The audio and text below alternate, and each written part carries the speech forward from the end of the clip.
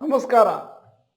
ಇವತ್ತಿನ ವಿಡಿಯೋ ನಮ್ಮ ದೇಶದ ಷೇರು ಮಾರುಕಟ್ಟೆಯ ಇವತ್ತಿನ ಮೌಲ್ಯ ನೋಡಿ. ನನ್ನ ಹೆಸರು ಡಾಕ್ಟರ್ ಭರತ್ ಚಂದ್ರ. ವಿಡಿಯೋಗಳ ಉದ್ದೇಶ ಕನ್ನಡಿಗರ ಸೇವೆ. ಇಂಡಿಯನ್ ಸ್ಟಾಕ್ ಮಾರ್ಕೆಟ್ ಪ್ರಪಂಚದಲ್ಲಿ ಎಲ್ಲರಿಗೂ ಅತಿ ಪ್ರಿಯ ಮತ್ತು ಒಳ್ಳೆಯ ಆಕರ್ಷಕವಾದಂತಹ ಷೇರುಗಳಿದ್ದಾವೆ ಅಂತ ಎಲ್ಲರ ಅಭಿಪ್ರಾಯ, ಸ್ಪೆಷಲಿ ಫಾರಿನ್ ಇನ್ಸ್ಟಿಟ್ಯೂಷನಲ್ ಇನ್ವೆಸ್ಟರ್ಸ್. ಆದರೆ ಒಂದು ಮುಖ್ಯ ಕಾರಣದಿಂದಾಗಿ ಕೆಲವು investors are hesitant to invest in Indian stock market. ಯಾಕಂದ್ರೆ ಇಲ್ಲಿ ಇರುವಂತಹ ಷೇರುಗಳು ಮತ್ತು ಸೂಚ್ಯಾಂಕಗಳು ಹೈ ವ್ಯಾಲ್ಯೂಯೇಷನ್ ಇದಾವೆ ಅನ್ನುವಂಥದ್ದು ಒಂದು ಕಲ್ಪನೆ ಅವರಲ್ಲಿದೆ. ಇನ್ನೊಂದು ವಿಚಾರವನ್ನು ಇಲ್ಲಿ ಹೇಳಲೇಬೇಕಾಗುತ್ತೆ. ಸಾಮಾನ್ಯವಾಗಿ ಫಾರಿನ್ ಇನ್ಸ್ಟಿಟ್ಯೂಷನಲ್ ಇನ್ವೆಸ್ಟರ್ಸ್ ಭಾರತದಲ್ಲಿ ಹಣವನ್ನು ಹಾಕೋದು ಕೇವಲ ಶಾರ್ಟ್ ಟರ್ಮಿಗೆ, ಅಂದರೆ ಲಾಂಗ್ ಟರ್ಮಿಗೆ ಅವರು ಆ ಹಣವನ್ನು ಎಲ್ಲಾ ದೇಶಗಳಲ್ಲಿ ಕೂಡ ಚರ್ನ್ ಮಾಡ್ತಾ ಇರ್ತಾರೆ. ಆದ್ದರಿಂದ ಅವರು ಸ್ಪೆಷಲ್ ಆಗಿ ಷೇರುಗಳಲ್ಲಿ ನೋಡೋದೇನು ಅಂತಂದ್ರೆ ಇವತ್ತಿನ ಮಟ್ಟಿಗೆ ಏನು ವ್ಯಾಲ್ಯೂಯೇಷನ್ ಇದೆ ಮತ್ತು ಮುಂದಿನ ದಿನಗಳಲ್ಲಿ ಶಾರ್ಟ್ ಟರ್ಮ್ ನಲ್ಲಿ ಎಷ್ಟು ಲಾಭವನ್ನು ಮಾಡ್ಕೊಳ್ಬಹುದು. ಆಸ್ ಪರ್ ಅನಾಲಿಸಿಸ್, ಇಂಡಿಯಾದ ಸ್ಟಾಕ್ ಮಾರ್ಕೆಟ್ ವ್ಯಾಲ್ಯೂಯೇಷನ್ ಏನಿದೆ ಅದು higher compare to long term averages. Usually valuations of the index are measured by the current P ratio compared to the long term average P ratio. ಯಾವುದಾದ್ರೂ ಒಂದು ಷೇರಿನ ಅಥವಾ ಸೂಚ್ಯಾಂಕದ ಒಂದು ಮಟ್ಟ ನೋಡಬೇಕು ಮತ್ತೆ ಅದರ ವ್ಯಾಲ್ಯೂಯೇಷನ್ ಮೌಲ್ಯಮಾಪನ ಮಾಡಬೇಕು ಅಂತಂದ್ರೆ ಇವತ್ತಿನ ಪಿ ರೇಷಿಯೋವನ್ನು 5 ವರ್ಷ 10 ವರ್ಷದ ಪಿ ರೇಷಿಯೋಡನೆ ಕಂಪೇರ್ ಮಾಡಬೇಕಾಗುತ್ತೆ. ಈಗ ಅಂತಹ ಒಂದು ಪಟ್ಟಿಯನ್ನು ನಿಮ್ಮ ಮುಂದೆ ಇಟ್ಟಿದ್ದೇನೆ. Comparison of P ratio. Nifty 50 ಇವತ್ತಿನ ಪಿ ರೇಷಿಯೋ 22.19, 5 ವರ್ಷದ ಆವರೇಜ್ ಪಿ ರೇಷಿಯೋ 24.79, 10 ವರ್ಷದ average P ratio 22.53. NSE mid cap 150 current P ratio 26-20, 5 ವರ್ಷ average P ratio 34.70. NSE small cap 250 current ratio 20.05, 5 ವರ್ಷದ ಆವರೇಜ್ ಪಿ ರೇಷಿಯೋ 33.36. ಈಗ ನ್ಯಾಸ್ಡಾಕ್ ಗೆ ಹೋಗ್ತಾ ಇದ್ದಾನೆ ಹೋಲಿಕೆ ಮಾಡ್ಲಿಕ್ಕೋಸ್ಕರ.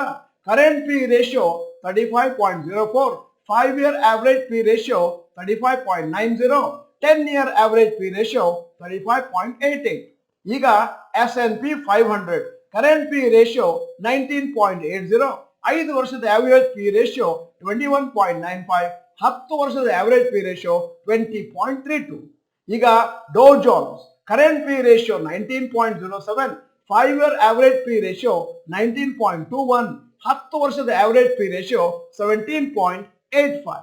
ಈಗ ಈ ವಿಚಾರದ ಈ ವಿಡಿಯೋದಲ್ಲಿ ಒಂದಷ್ಟು ಅಬ್ಸರ್ವೇಷನ್ಸ್ ಮತ್ತು ಕಮೆಂಟ್ಸ್.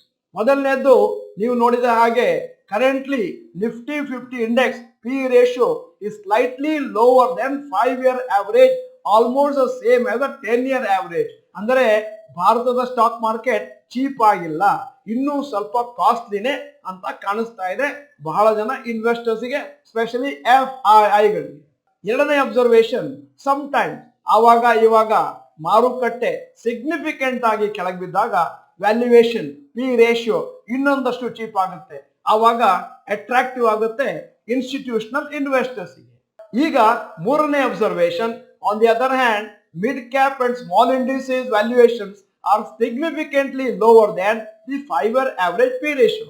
ಇದೊಂದು ಪ್ಲಸ್ ಪಾಯಿಂಟ್, ಯಾಕಂದ್ರೆ mid cap small cap indices ಒಂದಷ್ಟು ವ್ಯಾಲ್ಯೂಯೇಷನ್ ಚೆನ್ನಾಗಿ ಕಾಣ್ತಾ ಇದೆ. ಈಗ ನಾಲ್ಕನೇ ಅಬ್ಸರ್ವೇಷನ್, ಈ ರೀತಿ ಲೋವರ್ ವ್ಯಾಲ್ಯೂಯೇಷನ್ ಇದ್ದಿದ್ರಿಂದ ಸ್ಮಾಲ್ ಮತ್ತು mid cap stocks have given better returns in 2023 compare to large cap stocks.